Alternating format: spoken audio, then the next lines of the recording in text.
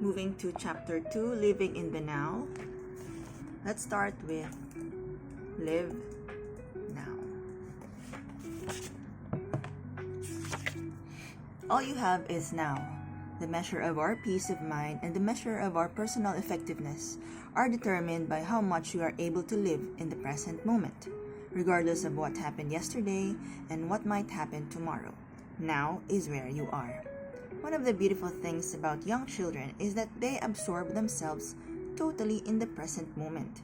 They manage to stay totally involved in whatever they are doing, whether it be watching a beetle, drawing a picture, or building a sandcastle.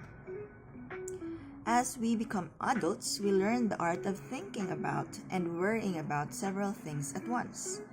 We can allow past problems and future concerns to crowd into our present, such that we become miserable and ineffective. We also learn to postpone our pleasures and our happiness, with the idea that sometime in the future everything will be better than it is now. The high school student thinks, when I'm out of this school and don't have to do what I am told, then everything will be great. He leaves school and suddenly recognizes that he won't be happy until he has left home.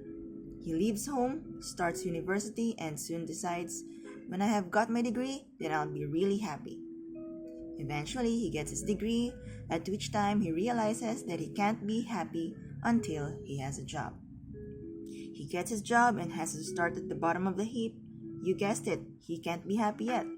As the years roll by, he postpones his happiness and peace of mind until he gets engaged, gets married, starts buying a home, gets a better job, starts a family, gets the kids in school, owns his home, gets the kids out of school, retires, and he drops dead before he allows himself to be blissfully happy.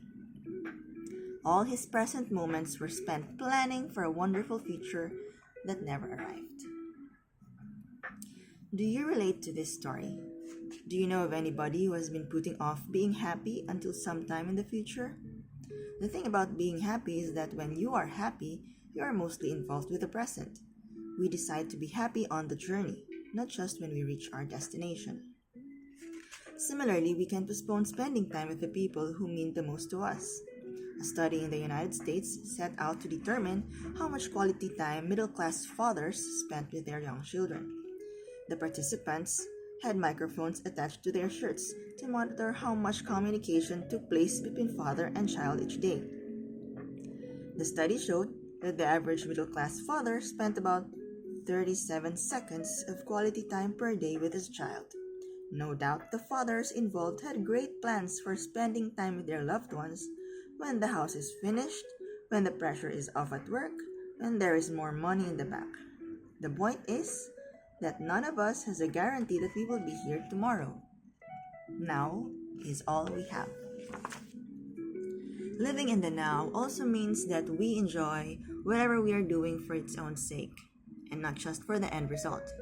If you happen to be painting your front veranda, you can make a paint of enjoying every stroke of the brush, of learning everything there is to know about how best to do the job, all the while being aware of the breeze on your face, the birds singing in the trees, and everything else that is happening around you.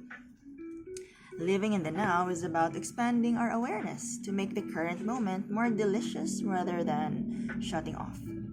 Each of us has the choice, moment by moment, as to whether we really live and absorb and allow ourselves to be touched and affected. Whenever we are living in the present moment, we drive fear from our minds. Essentially, fear is concern over events which might happen sometime in the future. This concern can be paralyzing to the point where we find it almost impossible to do anything constructive. But you are only open to intense fear when you are inactive. The minute you start to take action and actually do something, fear subsides. Living in the now is about taking action without fear of the consequences. It's about putting in the effort for the sake of involvement, without worrying about whether we will get our just rewards. It is worth remembering that we cannot replace a something with a nothing. If you have worries on your mind, such as your car has blown up, or you have lost your job, or your wife has left you, it's no easy matter to just empty out your mind and find peace. The easiest way to improve your mental state is to take action, get involved, participate. Do something, anything. call an old friend or make a new one, go to the gym, take the children to the park, or help your neighbor in the garden. In a nutshell, time doesn't really exist except as an abstract concept in your head. The present moment is the only time you have. Make something of this moment. Mark Twain once remarked that he had been through some terrible things in his life, some of which actually happened. Isn't this so true? How often do we put ourselves through hell contemplating what might happen? Yet, if we look at the present moment, which is all we have, there's no great problem at all. Live in the now.